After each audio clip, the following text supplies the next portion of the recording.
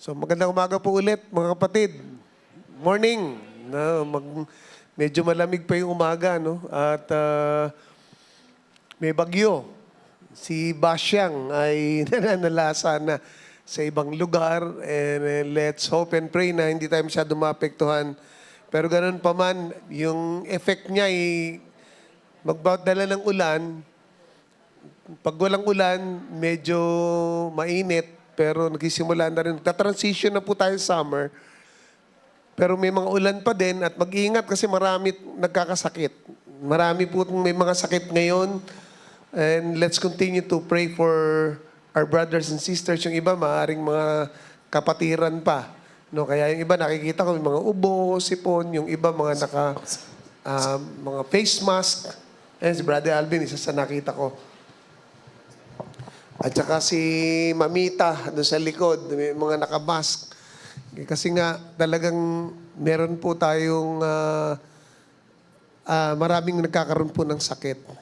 Anyway, let's hope and pray na ang Panginoon ay patuloy na mag-iingat sa atin. Welcome ulit doon sa ating bago, bisita. JP ba tama? Welcome ka sa gawain natin sa Word International Ministries, Pasig. So, second Sunday ng February na po. Hello? Hindi ba kayo nagtataka? Parang bilis talaga ng panahon, ano? Parang kailan lang, 2025 pa.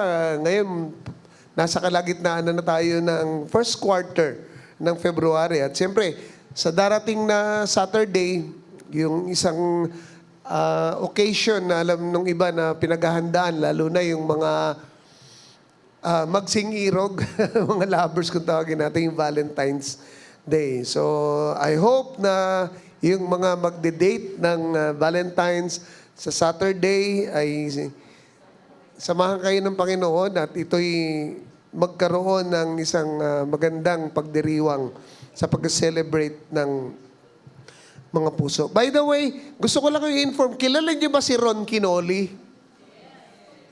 Namatay na po siya eh. Diba? It's hard to believe na si Ron Quinoli po ay pumanaw na at the age of 81. 81 years old. Na ito pong taong ito yung isa sa mga instrumental nung ako nagsisimula po sa ministry as a worship leader. Lahat yata ng album niyan, meron ako, binili ko po yan. CD, BCD, nung nasa Singapore ako, inipon ko talaga to kasi lahat, hanggang ngayon, classic po yung mga kanta niya. And even up to this time, every Sunday, sa umaga, madalas kayong pinapatugtog sa bahay. Naririnig ng mga anak ko, kapamilya ko. Siya po isang pastor. Tingnan nyo nga, mga worship leader na nagsimula dito. Malay nyo, kayo maging pastor in the future. Di ba? Oo, si Apple daw. Ako dyan nagsimula, worship leader. Sa tinawag tayo magpastor. Ron Quinoli, hindi lang pastor, may Master of Divinity degree din siya, doctorate degree in music. Tingnan nyo. At malaki talaga impact niyan sa akin nung ako po nagsisimula. Ang dami niyang magagandang kanta sa integrity music. So, nung isang linggo ay pinag-usapan natin yung topic na Christian love. Natatandaan niyo pa ba yung mga nandito?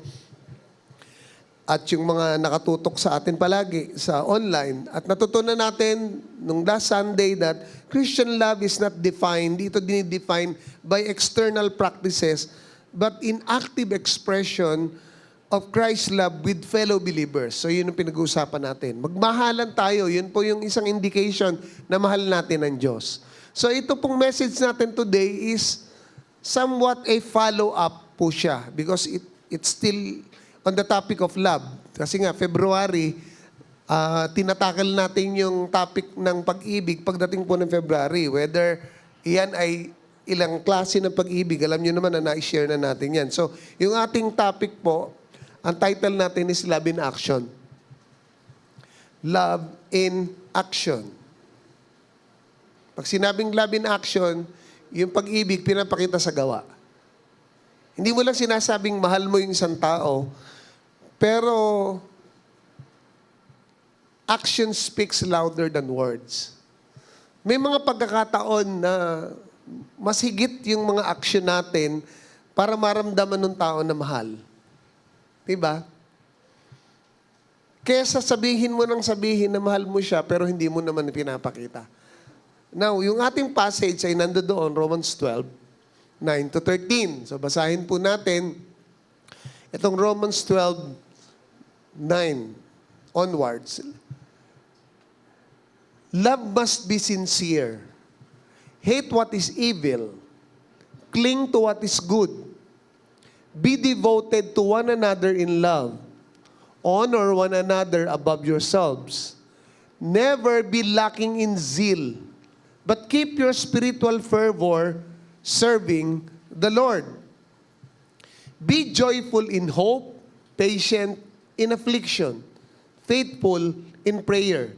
Share with the Lord's people who are in need.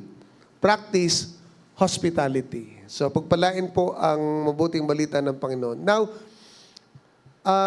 itatranslate natin sa Tagalog para mas higit na maunawaan natin. Okay po ba? Total, maigsi lang naman yan. Masanay na kayo sa akin, pag medyo maigsi po yung passage natin, itatranslate natin sa Tagalog para mas madali maunawaan. Pero siyempre, pag mahaba, bahala na kayo magbasa sa sarili niyo sa Tagalog. Sa Tagalog version, sabi diyan, Roma 12:9, maging tunay ang inyong pagmamahalan. Kasuklaman ninyo ang masama at pakaibigin ang mabuti. Magmahalan kayo bilang magkakapatid at pahalagahan ninyo ang iba ng higit sa pagpapahalaga nila sa inyo. Magpakasipag kayo at huwag maging tamad. Buong puso kayong maglingkod sa Panginoon. Magalak kayo dahil sa inyong pag-asa, magtiyaga kayo sa inyong kapighatian at palaging manalangin. Tumulong kayo sa nangangailangan ng mga kapatid, pangangailangan ng mga kapatid, at patuloyin ninyo ang mga taga-ibang lugar. Amen. So, ang ganda hong pag-usapan ito, lalo ngayon sa panahon ng, ang tema natin ay love o yung pag-ibig. May kilala ba kayong tao na mahilig magsabi ng I love you? Sino? Ayun, meron daw siya. Hindi, beside sa inyo, bukod sa inyo, meron ba kayong mga tao na mahilig magsabi ng I love you? Wala daw. Ano sa job? Ba't sa mga may naririnig kayo, di ba may mga taong mahilig mag-I love you? Aminin natin at hindi. Now, next question is, sa tingin nyo ba yung taong nagsasabi ng I love you ay totoong nasa puso niya yung sinasabi niya I love you? Lakas ng hindi. Hindi. Talagang disagree agad dyan. Now, with some people, sa ibang mga tao po, hindi naman talaga natin malalaman di ba? Kung totoo ba na yung sinasabi nila ay totoo o bukal sa kanilang mga puso. Kasi kahit nga mag-asawa di ba? I love you ng I love you, may ginagawa palang kabulastugan to asawa niya. Kaya pala nag-I love you, pantakip lang yun, para hindi maghalata ng asawa. O kaya sa boyfriend o sa girlfriend, parang yun yung kanyang paraan para mapagtakpan yung kanyang ginagawang kasalanan dito sa isa. Now, Bible trivia tayo. Bible trivia, yan. Alam nyo ba na ang Book of Acts, yung aklat ng mga gawa, ay punong-puno ng pag-ibig? Agree ba kayo ron? Agree kayo? Sabi niyo, siyempre, Pastor, Biblia yan Pero alam niyo ba na yung Book of Acts, wala kang makikitang word na love ni isa? Bible trivia. Alam ni Jelik na to, natanong ko na sa kanila saan ni Apple nung nasa bahay sa amin. Kahit ganun pa man, yung Book of Acts, yung aklat ng mga gawa, ay talagang punong-puno ng pag-ibig in action by the apostles and by the early church, yung unang mga mananampalataya. Now, kaya nyo bang hulaan kung how many times sa Biblia na si Jesus ay nagsalita patungkol sa love? May idea kayo ilang beses binanggit kaya ni Jesus yung word na love? Teka, check ko muna, Pastor, kay ChatGPT. Now, the Lord Jesus talks about love in the Bible 71 times in the King James Version, yung original English translation na una. At masigit daw ito sa ibang translation. Okay. So, malinaw. But when it comes to the whole Bible, pag pinag-usapan dito yung buong Biblia, yung salitang love, ay parang kahit saan marami kang makikita. In fact, ito po siya. May idea kayo naman kung sa buong Biblia, ilan? O ilan kaya, Pastor, sa buong Biblia? Ang love ay na-mention. Siyempre, depende yan sa translation na babasahin nyo. Pag chinek nyo siya, kumbaga sa Word, yung marunong dito sa Word document, pag chinek nyo yung ilang numbers yung love, di ba? Sasabihin sa inyo, bibilangin niya yung word na love. Ito po yan.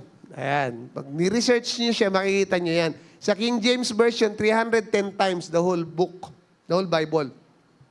Sa New King James, mas marami na, 361.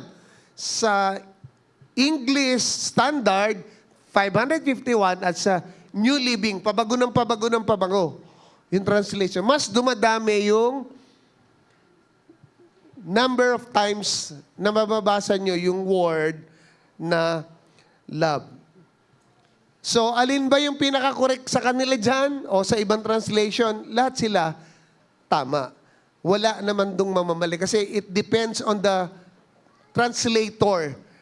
So, about our passage, yung ating pinag-usapan kaninang passage, na sinabi ni Paul sa Roma, sa church sa Rome, ay ito po yung gusto natin mapag-usapan. Ayan, ito po yun. Regarding love, love is a deliberate choice proven through consistent actions, not emotions. So sabi ko nga, this is a follow-up message doon sa last week po natin na mensahe. So ang pag-ibig ay deliberate. Ano ba sabi ng deliberate sa Tagalog? Sinasadya. Ano? Sinasadya. Na dinidesisyonan mo siya. At iyon ang nagpapatunay, napapatunayan sa pamamagitan ng, pag sinabing consistent, tuloy-tuloy. Hindi lang one time o paminsan-minsan. Continuous. Yung action na yun. At hindi po ito emosyon. Dito maraming nagkakamali pag patungkol sa pag-ibig. Lagi nating ikino-correlate o nire-relate yung love sa ating emotion. That's why, most of the times, pag bumaba yung emotion, feeling natin, nawawala na yung love. Di ba? Kapag bago pa lang kayo, magkakilala, na kayo nagliligawan, nako talaga. Yung mata, puso, lumalabas, tumitibok. Di ba? Mayat-mayat, lalanggamin, laging magkadikit. Parang mga lovebirds. Kutuk-kutuk-kutuk, naggaganunan. Kasi high yung emotion. Kapag dumating na yung problema, yung mga arguments, yung mga disagreements, ano nangyayari? Bumababa yung emosyon, napapalitan ng hatred, bitter, nawawala na yung love. Yung may totoong love, no. That's not the real love. Because love is a commitment. That's why, ito po lagi ko sinasabi. Very fresh pa to kasi meron tayong kina-counseling, premarital counseling, napakasal, napag-uusapan. Kaya nagiging very fresh po sa akin ulit ito. And it's very relevant ngayon dahil sa panahon ng pag-ibig ang pinag-uusapan natin. Now, let's proceed. Si Jesus, kung si Jesus ang totoong, sinasabi natin siya yung ating Lord and Master, di ba? Master natin yan. Then we are His servants. Ama? Kasi Panginoon ko, ang Panginoong Jesus, siya ang aking Master. Hindi ako yung servant. But how do we serve Christ? Or how do we serve God? Paano ba tayo mag-serve sa Diyos na hindi naman natin nakikita?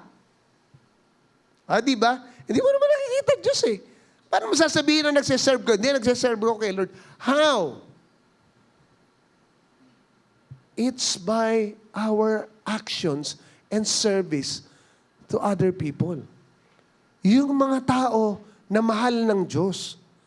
Yung mga tao kung saan namatay siya para sa kanila. Para sa atin. Lahat, mga kapatid. Kasi sabihin mo na, hindi, naglilingkod ako kay Lord by faith. Eh, ang sabi ng James, kapag puro faith lang, walang actions, patay yung pananampalataya mo. Hindi naman pwedeng puro gawa ka nang walang pananampalataya. There should be a balance as always. Kaya nga sabi ni James, di ba, pakita mo sa akin yung pananampalataya ng mga walang gawa at ipapakita ko sa iyo ang aking pananampalataya sa pamamagitan ng aking gawa. That's why doon, konektado rin yung action speaks louder than words. Kaya mahalaga, ang bawat tao, lalo na kung may asawa ka, dapat alam nyo yung love language ng asawa nyo. At ikaw din. Paano mo ba ina-express yung pag-ibig mo sa iyong asawa? And over years, na pag-aaralan siya. And over years, it's a long process na mag-asawa na palaging may nadidiscover ka. Amen? Amen? So mga kapatid, we can only truly serve God by serving His beloved children. O tayong mga kapwa Kristiyano. We cannot serve God or Jesus without serving the people whom He loves and died for. And that holds true to every Christian, to every believer. Totoo ito sa bawat mananampalataya. Service to the Lord is a sign of genuine love. So, tingnan natin to. Ano ba sabi ng Panginoong Hesus patungkol dito? Sa Matthew 20:28, Jesus says, the Son of Man came not to be served, but to serve, and to give His life as a ransom for many. Minsan, yan po yung parang ang hirap gawin. Iyan yung danger na tayo, pag nagse-serve, o pag tayo nabigyan ng leadership position, parang tayo yung master. At yung mga mas mababa sa atin, servants natin. Well, sa prinsipyo ng Diyos, hindi ganon. Sa prinsipyo ng Panginoong Hesus, ang sabi niya, dumating siya, hindi para siya paglingkuran o maging amo siya, do siya'y amo, siya'y master talaga ng buhay natin, lalo na sa spiritual natin buhay. And yet, sabi niya, I came not to be served, but to serve. So kung merong isang tao na kayang i-prove ang pagmamahal sa ibang tao, walang iba yon maliban sa ating Panginoong Jesus. Nang hugasan niya ang paa ng kanyang mga disipulo, mga kapatid, He was showing His love for them. Diba? That's why kung minsan nga, pag Holy Week, nagiging practice ng ibang church, tayo nga, hindi na natin ginagawa yun. Kasi yun naman ay dramatization lamang. Yun naman ay talagang parang inaalala lang natin. But somehow, kung minsan maganda rin gawin, di ba? Na yung mga leaders, bawat isa, hayaan nyo, one time, gagawin natin yan pagdating na appreciation. Maghugasan tayo ng paa, showing that we serve one another. No one is above anyone. Nalagay ka lang sa posisyon, nalagay lang ako dito bilang pastor kasi ako yung tinalagan ng Panginoon. But hindi ibig sabihin that dapat akong maging Lord over you.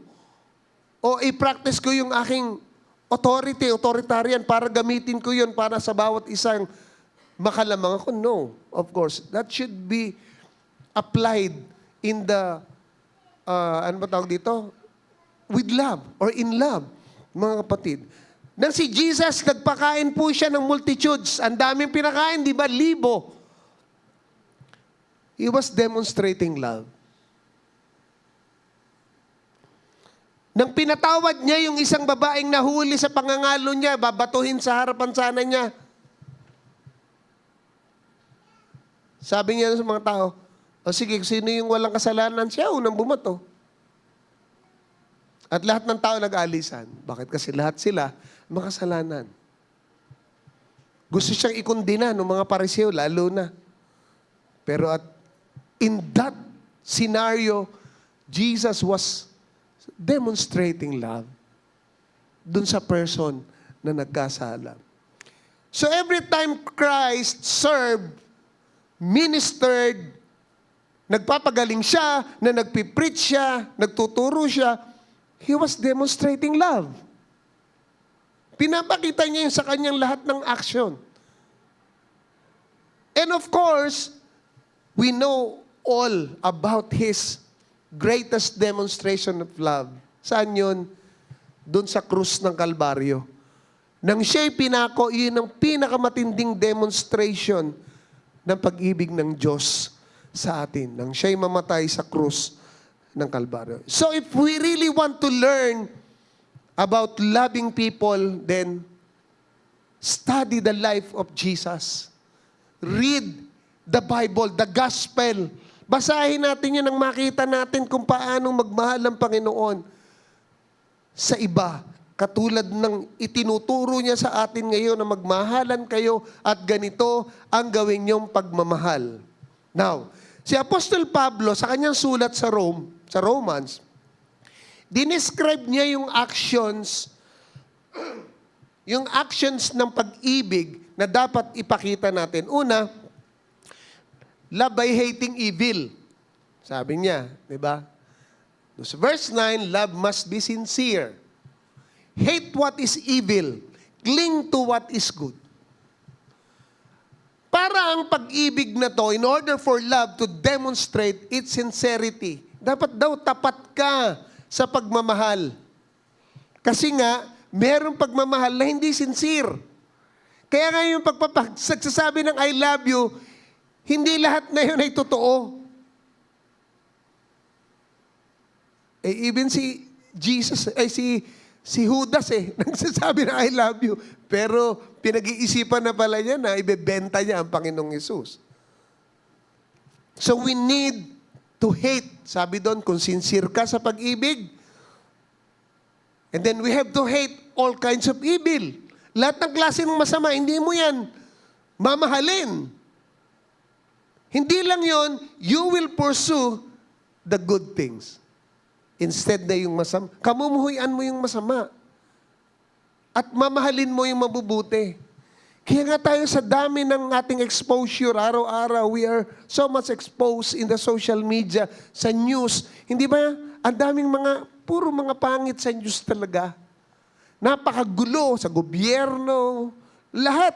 Nakakita ng bansa, i-impeach ang presidente, i-impeach ang vice-presidente. Papalitan ang Senate President, magkukudita doon.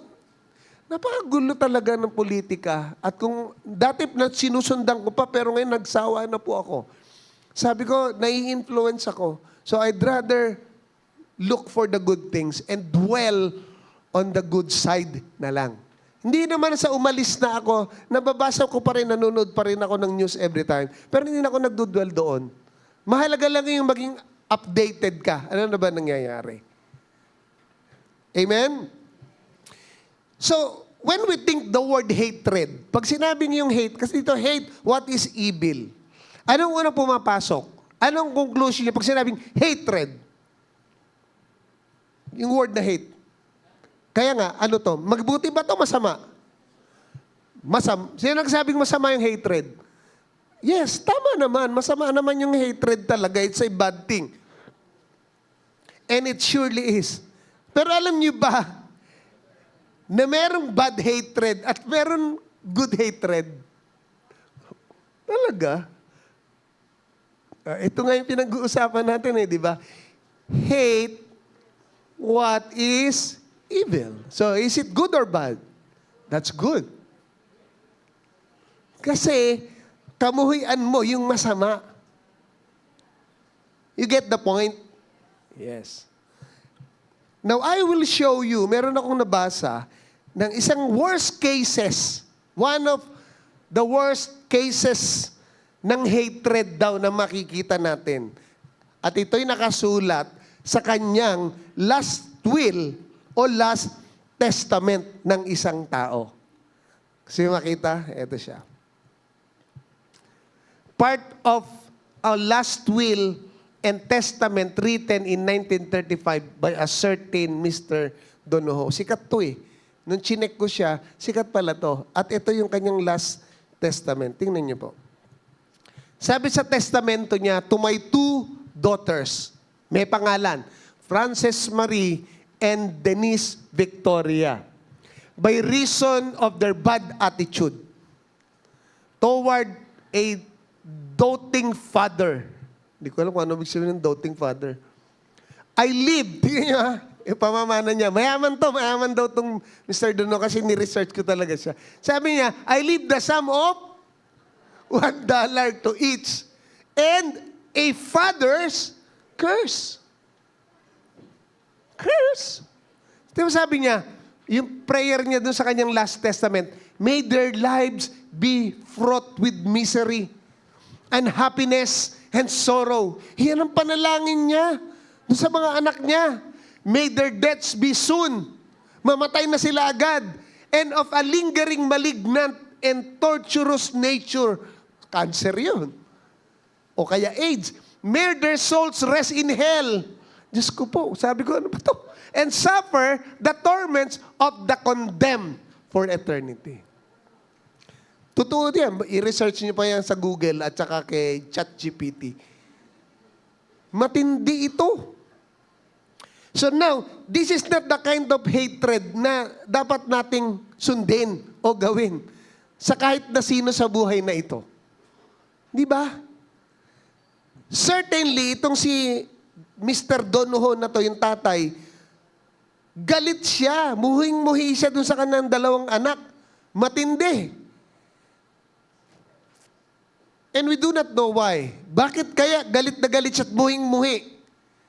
Perhaps, na-experience niya kung gaano siya tratuhin ng hindi maganda ng kanyang mga anak. Hindi ba? Pwedeng ganun ang isipin natin. Pero, ganun pa man, kung siya tinrato ng hindi maganda ng kanyang mga anak, perhaps, mga kapatid, ang akin lang naiisip dito is that kanino kaya nila natutunan yung attitude na yon at yung action ng mga anak niya? Eh kung siya yung tatay, perhaps sa kanya rin. At for a father na magsulat ng ganito, kasi parang sa akin, kung ako yan, galit man ako sa mga anak ko, hindi ko na ilalagay sa testamento ko yun. Hindi ba? Parang maisip mo yan, masabi mo yan, pero you don't mean what you are thinking or saying at that time. Kasi pag emotional ang tao, syempre, reasonable lang na makapag-isip ka ng hindi maganda, makapagsalita ka. Hindi ba? Kahit tayo nga, mabait ka, pero pag na-provoke ka, magsasalita ka ng hindi maganda. Gaganti ka, magre-retaliate ka ng mas mahigit pa. Kasi nga, pag mataas ang emotion, sabi nila, Jelik, mababa ang reasoning. Yun, tama, EQ daw. May senyas. Totoo yan. Kaya huwag kayo magde-decide kapag kayo ay high in emotion. Eh, minsan pag emotion, hiwalay na tayo. Eh, galit. Punitin na natin to. Yung ating marriage certificate. Kukuha na lang ako uli sa PSA pag kailangan. Minsan ganun, di ba? Pag na sobrang galit, even yung pera. Susunugin ko yung pera, pupunitin ko yung pera. Later, mahingang tape. Tape natin yung pera. Na mga kapatid, yung ganitong klase ng hatred, saan kaya nanggagaling ito? Saan nanggagaling? Saan nanggagaling? May pinanggagalingan ba yung hatred niyan? Yung pagkamuhi ng tatay? Meron. Tingnan niyo sabi ni Jesus regarding this. Sabi ng Matthew 12:34, sabi niya sa mga Pariseo, you brood of vipers. Ahas yan. Lahi kayo ng mga ulupong. Sa Tagalog, how can you who are evil say anything good? Paano kayo ng mga masasama nakakapagsalita ng mabuti? And then, sinundan ni Jesus, for the mouth speaks what the heart is full of. Ang lumalabas sa bibig ng tao na masama ay galing sa puso. Kung ano ang laman ng puso mo, iyon ang lalabas sa iyong bibig. Totoo, hindi? Totoo yan. Kaya pag galit ka, masama ang lalabas sa'yo. Puro negatibo, puro mura, puro curses, puro panlalait. Galit eh. So wala kang makikitang galit na ba? Sabihin mo pa, ang ganda-ganda mo talaga. Ang ganda-ganda mo. Gusto kita yakapin.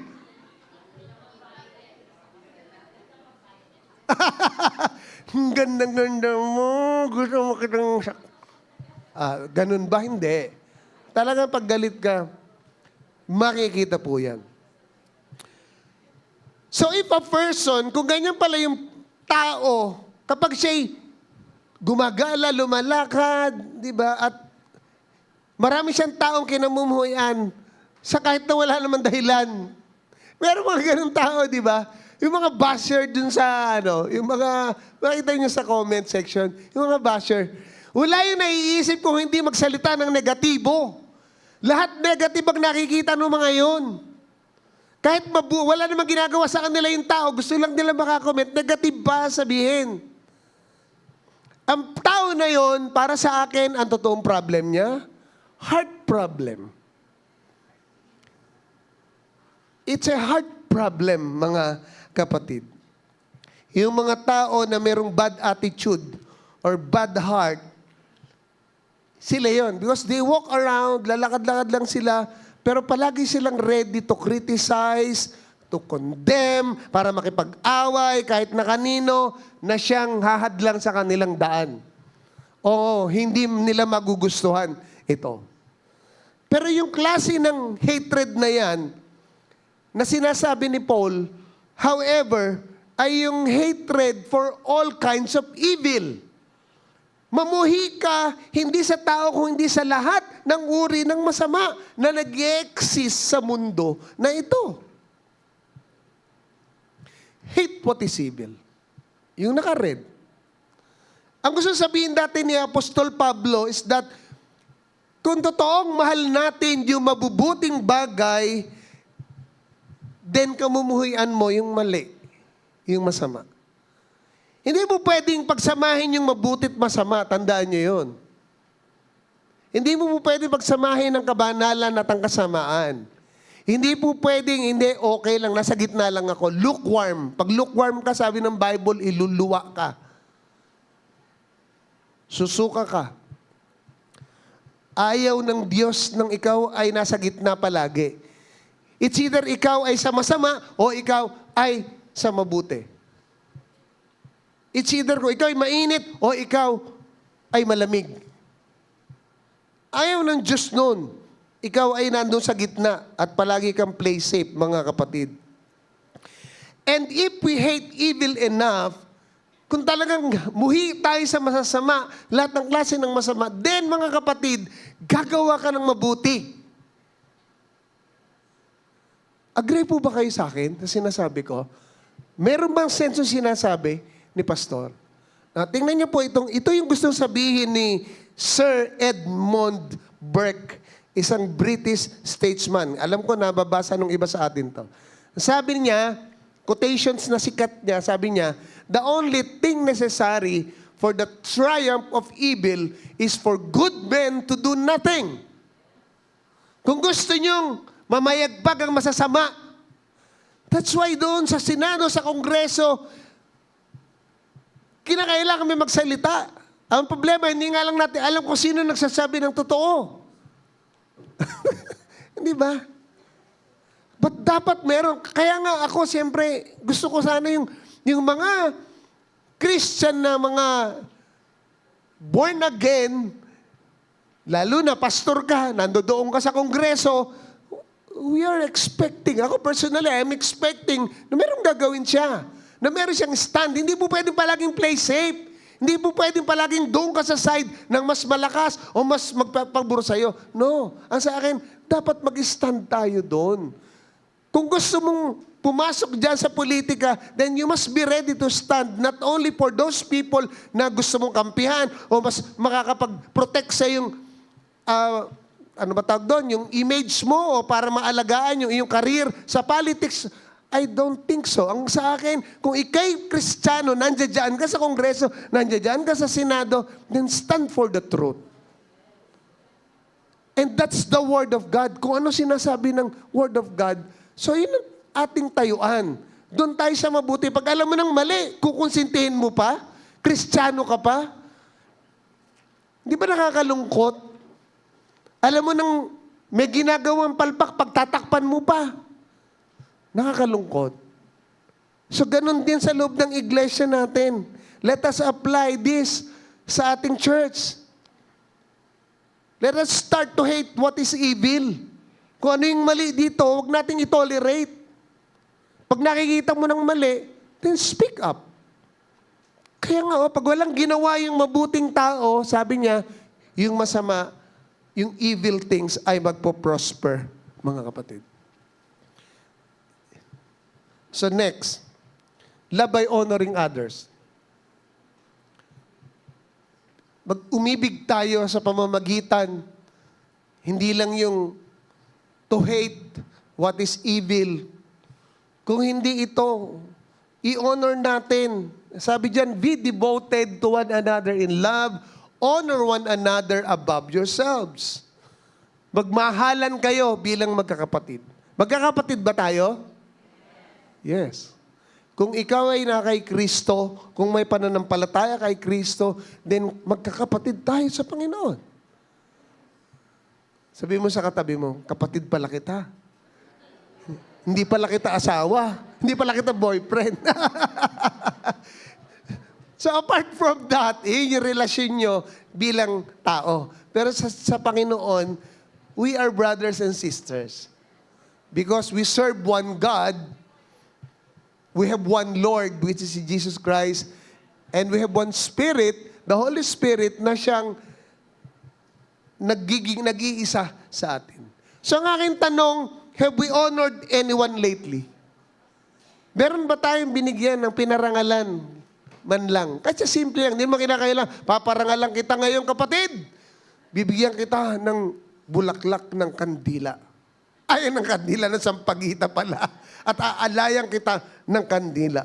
Hindi ganoon, siyempre, hindi ganoon yung sinasabi ritong you honor.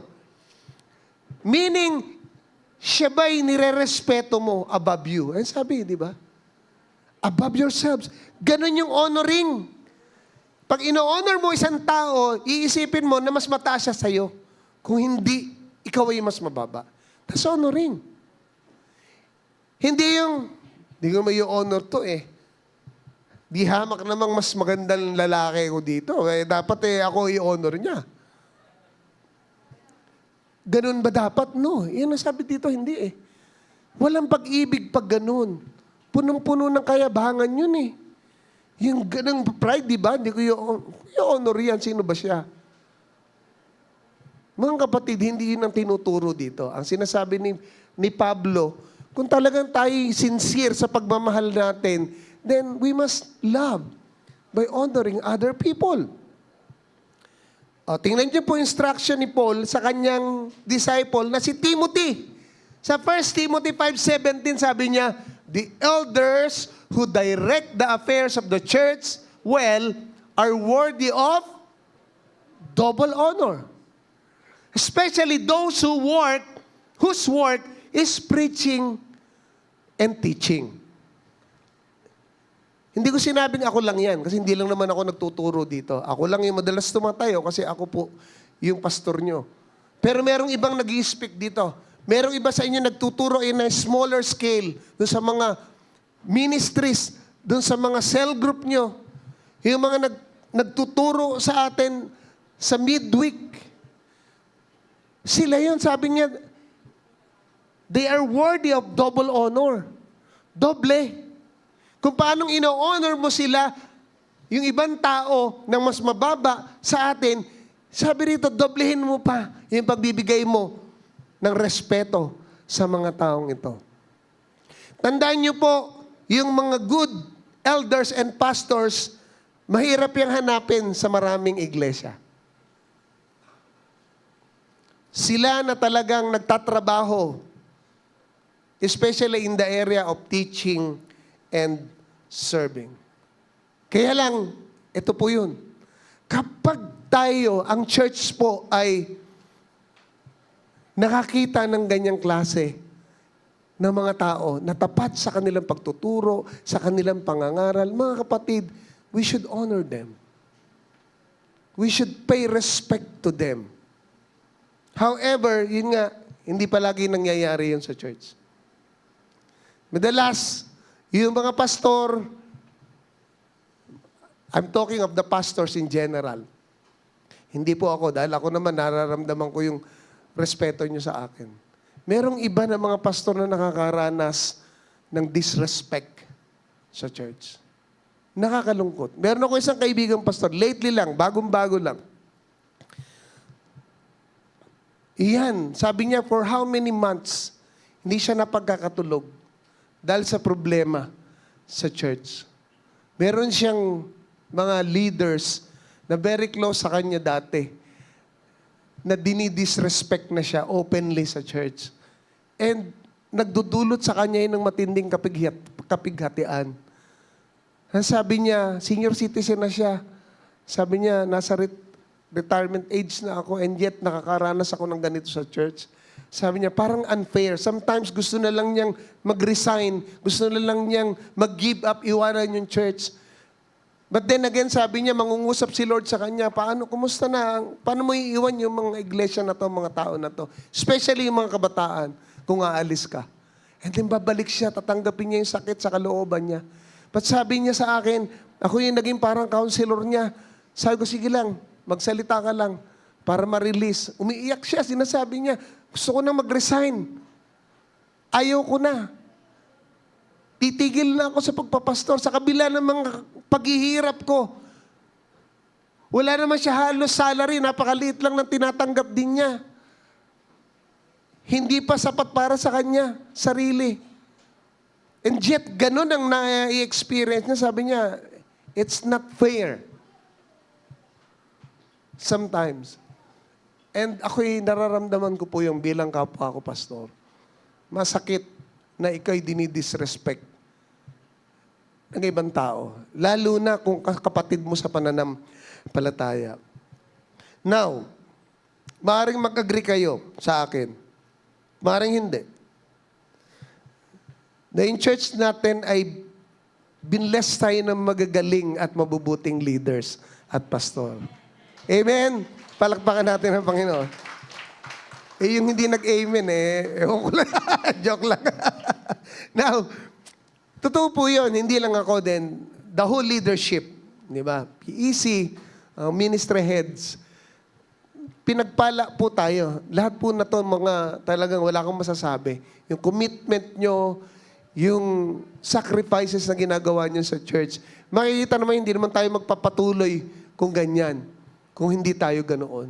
At nakikita ko yung pagmamahalan din natin sa isa't isa. And we are also striving very hard to study the Word. Ako, totoo yan. Iyon lang ang maibabalik ko. Sabi ko lang, ang pag-aralan, maigi, ano bang ipipreach ko, ipapakain ko sa inyo. Na mahalaga na ito'y magbago sa atin. Hindi lang mag-inspire, but to change lives. To challenge you, not only sa salita, kundi even in my actions. Sabi ko nga, ganyan ako ka-transparent. Kung ano ako sa church, ganyan ako sa tahanan. Wala akong double identity. Hanggat maaari ngayon. Of course, iba yung role ko sa bahay. Asawa ako, tatay ako. Pero dito sa church, pastor ako. Spiritual father ng lahat. Now, let me tell you a story. Ito, magandang story yan. Storya na naman si pastor. May story akong nabasa about a particular Dr. Lemuel Dawson. Ayan, L.O. Dawson. Isang prominent daw siyang Alabama Baptist minister, educator, and a civic leader nung early 20th century. Meron siyang autobiography. Ano ba yung autobiography? Pag autobiography, yung kanyang talambuhay. Thank you, Ate Liz. And Brother Alvin. So, doon sa kanyang talambuhay, sinasabi niya doon na one time, umattend siya ng service. Doon sa isang church na yung kanilang pastor ay kamamatay lang. Ayan ha. Namatay yung pastor ng isang church. Kaibigan niya yung pastor. Now, on the following Sunday, nagkaroon sila ng memorial service in honor of the pastor. Di ba gano'n naman? Nung namatay yung pastor nila, nagkaroon sila ng service. Sana pag ako din namatay, ha? Meron din tayo memorial service. Sabi nung yun, taga mo yan sa bato, sabi ni Ate Nessie. Kaya mauna ka pa. Hindi, joke lang. Ayaw natin yun. Di ba? Let's go back to sa kwento. Ito na, yung kwento. Doon sa service, memorial service ng pastor na namatay, ang dami nagsalita. Puno yung congregation. Mas malaki pa dito yon. Malaki yung congregation nila. Puno daw lahat ng upuan. May mga nakatayo pa na one by one, maraming tumayo para magsalita. Pagbigay ng papuri doon sa pastor. Sabi daw nung isang speaker, nagsalita siya about the work of the preacher. Ang galing na pastor. Magaling na mangaral yang si pastor na yan. Very good, di ba? Nung isa naman, nagsalita din siya. Sabi niya, si pastor napaka-caring.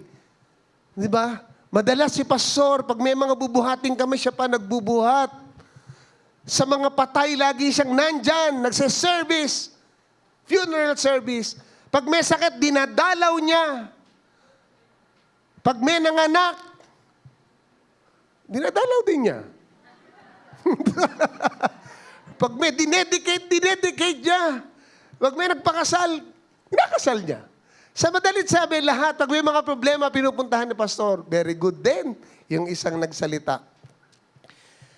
And others spoke of him as a good citizen. Maganda, mabuting citizen si pastor, yung mga taong hindi naman Christian. Yung iba ay sinabi nila na mabuting kapitbahay si pastor, mabait yan. Sabi ng iba, kamag-anak, mabuting tatay si pastor. And so on and so forth. And then nung dumating na, pagdating dito kay Dr. Dawson, pagkakataon niya na magsalita. At ito po yung sinabi niya sa kanyang speech. Recorded to sa kanyang autobiography. Sabi niya, all you have said, lahat ng sinabi niyo of my dead brother is true.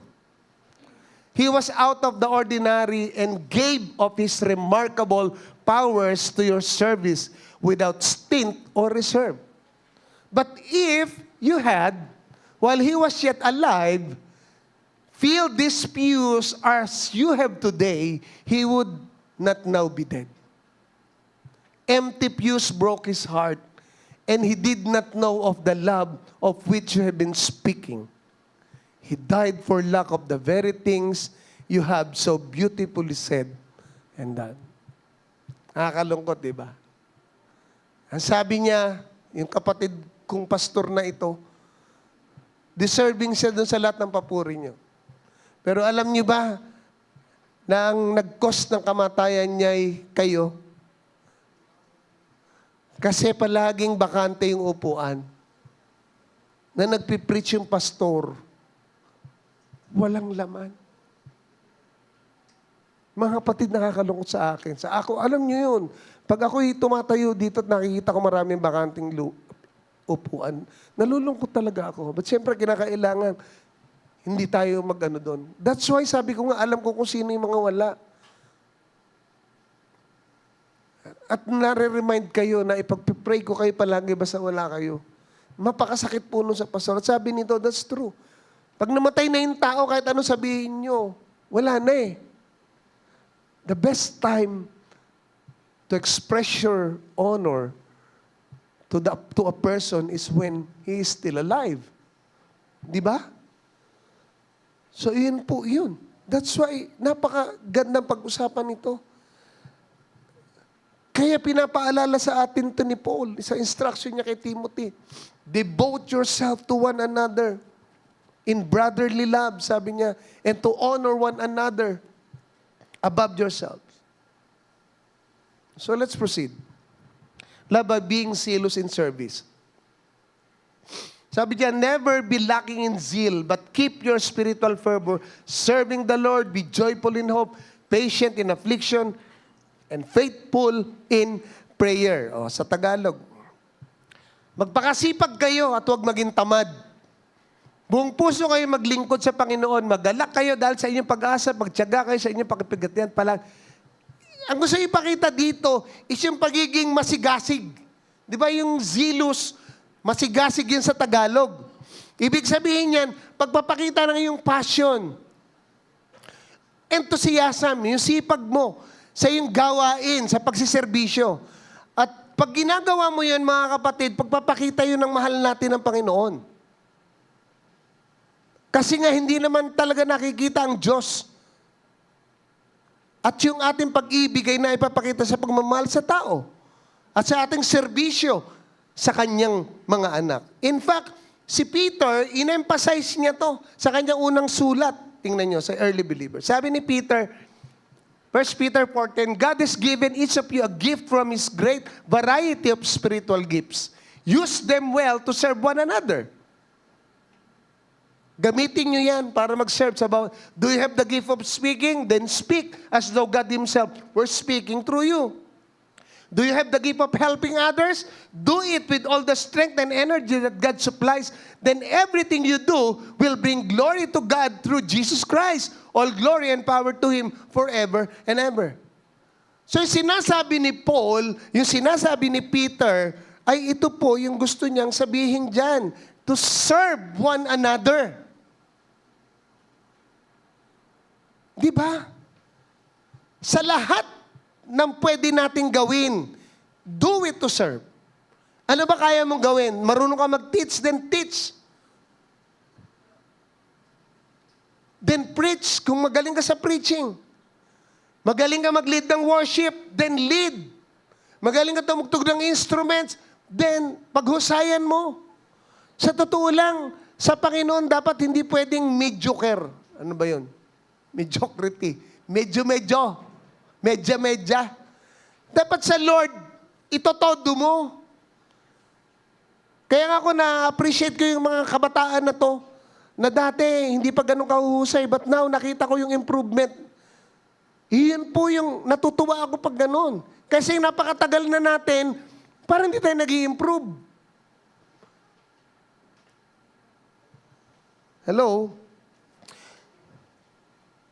Kung tayo tinawag sa ushering, then do it with joy.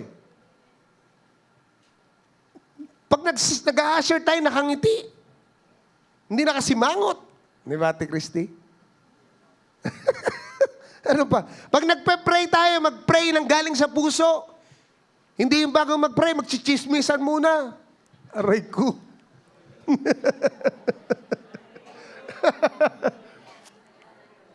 Hindi, Pastor, siyempre, ini-elaborate lang bago mag-pray. Sometimes, nandoon yung thin line nun, di ba? It's either chismis ba talaga to o concern. So, lahat po ng mga intercessor, dapat maging aware po tayo dyan. Ano pa ba? Gi-evangelize ka ba? Tuturo ka ba sa bata? Nagbi-visitation ba kayo? Nagpa-follow up ba kayo? Lahat ng ginagawa mo, even yung cleaning the church, that's part of our service to the Lord. Hindi po masama na maglinis sa church. Hindi kababaan yun sa iyo pag tayo na-assign na maglinis. Di ba? Yung misis ko nga, makakita nyo yan. Maya pagkatapos ng service ako na nga sumasaway. Tama na yung linis. Sabi nung bisita natin nung nakaraang linggo, bago lang siya nakilala, yung 3 kabataan sa LCM. Sabi niya, si Sister Seth siya po asawa ni Pastor, di ba? Oo. Ngayon lang po ako nakakita ng pastor na walis ng walis dito sa loob ng church. Kasi doon sa ibang church daw na pinanggalingan niya, siyempre, hindi niya nakikita yun. May tagalinis. Sabi ko naman, hindi naman, yan naman ay talagang kami. 1 year na kami kasi nga, naghahanap pa kami ng kapalit ng aming tao dito sa church. But sabi ko nga, hindi po yung kababaan. Nagtabi ka ng upuan, hindi. Even yung pagluluto dito, it should be a joy na ginagawa natin, mga kapatid. Now, may mga tao na minsan walang motivation sa paggawa. Tama? Minsan parang kinakailangan sindihan mo pa yung puwet para umaksyon. Para quitis. Meron namang iba motivated sa paggawa, hindi mo kailangan sabihan. Sila pa nga ang nag-i-initiate. So ano kaya ang pagkakaiba nito? I think the difference is motivation. Di ba? And for us Christians, motivation must come from the Lord. Ephesians 3:20-21. Now to Him who is able to do immeasurably more than all we ask or imagine, according to His power that is at work within us, to Him be glory in the church and in Christ Jesus throughout all generations, forever and ever. Amen. Mga kapatid, kapag ang Diyos ay kumikilos sa buhay natin, saan daw yan? Kaninong kapangyarihan? According to His power. That's the Holy Spirit na nasa sa atin. Lahat ng nakay Kristo, lahat ng tao na nagsuko ng buhay sa Panginoong Hesus, tumalikod sa dating makasalanang buhay, ang Holy Spirit ay bumababa sa Kanya. At yun yung kapangyarihan para magawa natin yung mga bagay na hindi natin kayang gawin. So kapag nasa yung Holy Spirit, for sure, we will serve with zeal, with passion, and enthusiasm. Amen? So lastly, love by practicing generosity and hospitality.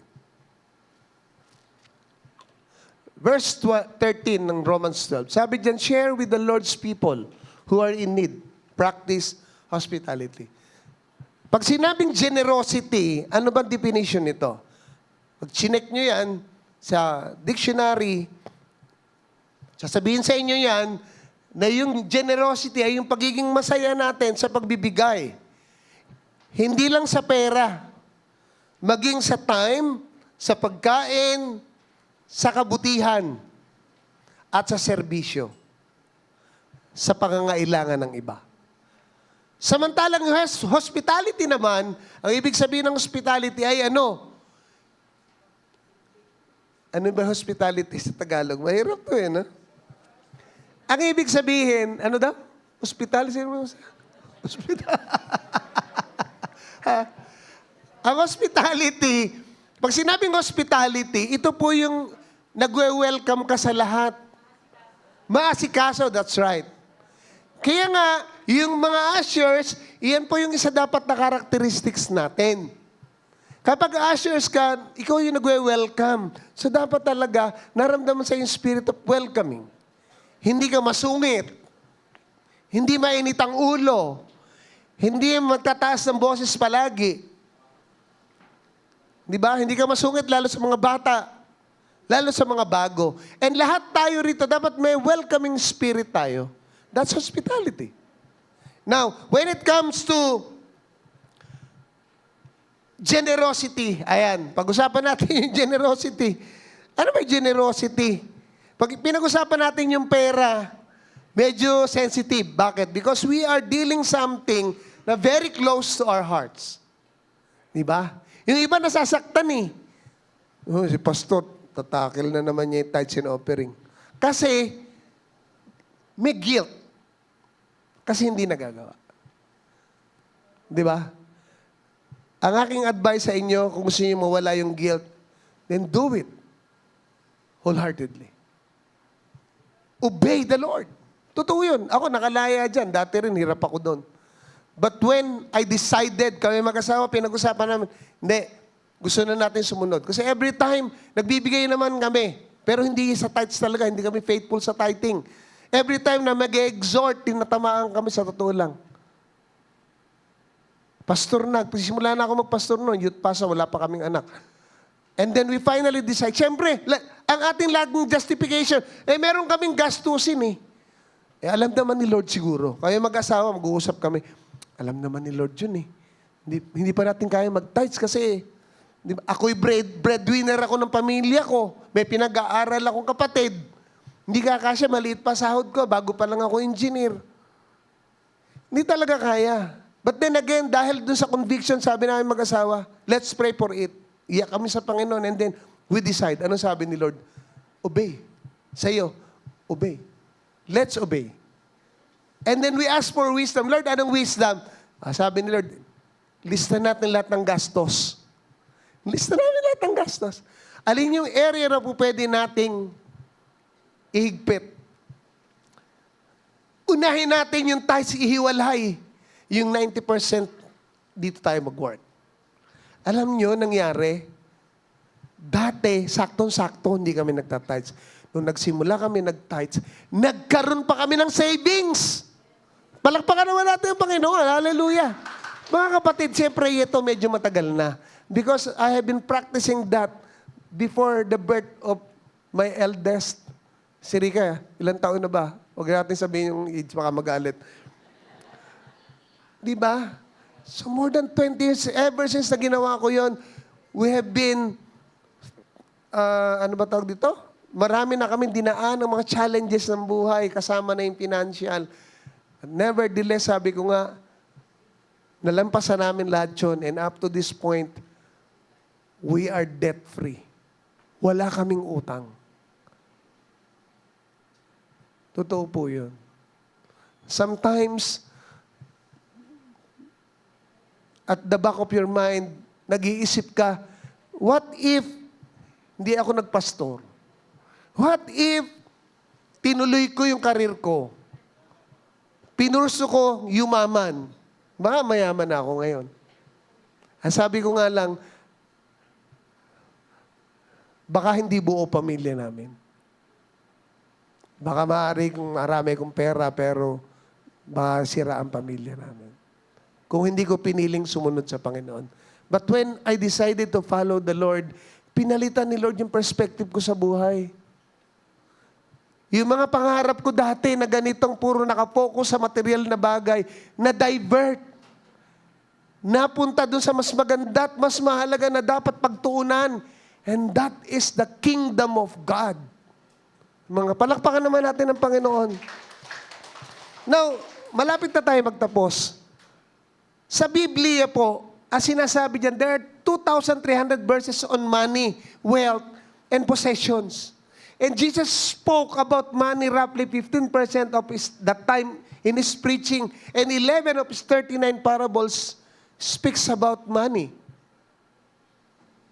Ano ibig sabihin nito? Ganon ka-concern ng Diyos pagdating sa pera kasi alam niya kung gaano kahirap bakbakin sa tao yung mga material na bagay. Because it's a matter of the heart.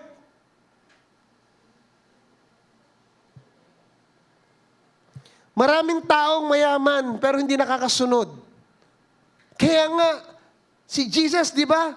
Nung nagsalita siya doon, sabi niya, umupo siya doon sa box, yung offering box, lahat ng tao tumatayo, naglalagay.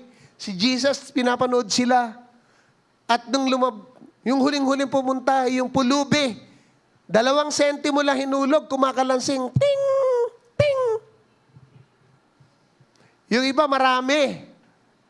Kapal, pinapakita pa. Kapal ng aking hinuhulog dyan. Sabi ni Jesus, sa lahat ng naghulog, ito, yung naluwalhati ang Diyos. Bakit? Kasi yung mga nagbigay ng malalaki, portion lang yon, tira-tira lang ng kayamanan nila yon. Pero yung isang pulubi, yung nagbigay, buong kabuhayan niya, ibinigay niya. So it's not a matter of the amount, but it's the matter of the heart. Mga kapatid. So sa ating pagtatapos, tingnan nyo to. Do not store up for yourselves treasure on earth, where moth and rust destroy, and where thieves break in and steal. But store up for yourselves treasure in heaven, where neither moth nor rust destroys, and where thieves do not break in or steal. For where your treasure is, there your heart will be also. Therefore, it's a matter of the heart. And that's the matter. Di ba? Hindi masama ang kayamanan. Don't get me wrong. Hindi masama. Okay lang kayo magpayaman. As long na alam mo at kaya mo i-handle yung kayamanan mo. And as long na magiging faithful ka when it comes to your generosity, your giving of your tithes and offering, and the mission. Di ba? Iyan yun eh. Payamanin ka ng Lord, tuntua ako, and that's my prayer to each one. Yumaman kayo, mag-succeed kayo sa inyong mga career, sa inyong mga business, palakihin yan, mga anak nyo, makatapos, maging professional, maging mga CEO. Yan ang gusto kong ipag-pray sa inyo. And yet, my role is to educate you, to teach you according to the Word of God. Na kung kayo mayaman na, huwag mong kalilimutan ng Diyos. Dahil ang Diyos din ang nagbigay sa iyo ng lahat ng kayamanan na yon. Hey, hello? Hindi ba? He is the one who gave us the capacity to produce wealth. Sabi ng Biblia, lahat ng yun. Kasi kung tatanggalin sa iyo yan, tatanggalin din niya sa iyo yan. Pero masakit. Kaya ngayon pa lang, matutunan natin. And so, as I end, again, remember that love is a deliberate choice. Proven through consistent actions, not emotion. That even being generous and hospitable is part of your love to God. Expressed in our service to Him. Amen? Palakpakan natin ang Panginoon. Tayo po lahat ay tumayo at tayo po ay umawit sa Panginoon.